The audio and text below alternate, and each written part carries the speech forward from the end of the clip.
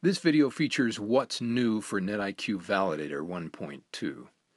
Search for Novell Validator in YouTube to find other videos about how to install and use Validator. Validator 1.2 introduces variable groups. You can create a new variable group for every environment like Dev, QA, and Prod.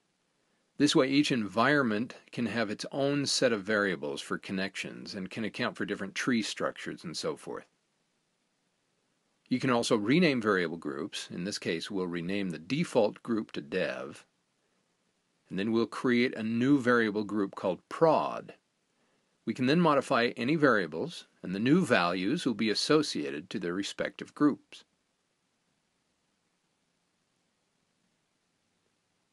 To select the active variable group that will be used when tests are run, simply select the group name in the pull-down. To make the variable groups fully functional, you need to use variables in all your connections. This way, when you change the active variable group, you change the connection properties as well. Some new features have been added to the Manage Variables page. All the icons are available in a context right-click menu, so when your variable list gets very long, the functions are always available. Since we need to specify passwords in variables for connections, there's a password encryption tool. We'll create a new variable that will contain a password. To use the encryption tool, just click on the field where you want to insert the encrypted value. Then click the key icon and specify the password. To make the selection of LDAP DNs easier, there's a new LDAP browser tool in the variable page. Let's create a new variable that will contain a DN. Then click in the field where you want to insert the value, then click the Browse icon. You select the LDAP connection you want to use, then browse for the DN and select it. At the top of the Manage Variables page is an icon where you can get help. This is a toggle, so click it once to display the help, then click it again to hide the help panel. When writing tests, there are some actions you repeat over and over again, such as creating a test user or cleaning up a test user. Well, now you can place those common actions in a template test, then just call the template test like you would a function in a programming language.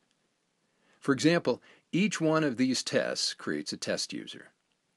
So instead of copying the create user action into each test, which could be dozens of them, just create a template test that creates the user. Then paste in the create object action. Notice that the create object action uses variables to specify the user CN and the user container. This makes the action much more flexible. Then in every test, just make sure the user CN variable is set. Then, instead of creating the object in each test, we'll just disable the original call for now. Just call the template. We'll do this in the second test as well. Now if we need to change attributes on a newly created user, we change it in one place rather than dozens of places. Normal tests and template tests are in their own lists. If you need to move tests between the test list and the template test list, just drag and drop. There's a new option in the create user action. You can import a user object in Validator 1.1, but you had to browse for the user. On some very large trees, this could be cumbersome. So now you have the ability to specify a user DN and import the user. To accommodate large trees, a new LDAP filter has been added to the LDAP browser. The filter is disabled by default. To enable it, specify any valid LDAP search filter. Note that parentheses are optional. Then click the Use Filter box. Any containers you open or reopen from this point forward will use the filter. For example, let's list the user objects in the user container. We can specify a filter for only users whose CNs start with TUSER10*, for example. Then we enable the filter and reopen the user's container to only see the objects that satisfy the filter. Another new feature in the test editor is the ability to drag actions between any category. Just as in the Manage Variables page, All action icons are available in a right-click menu. Here are some tips that will speed up action editing.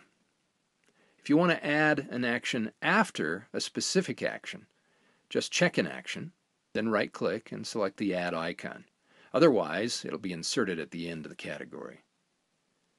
To copy an action or a set of actions, check them, then select Copy.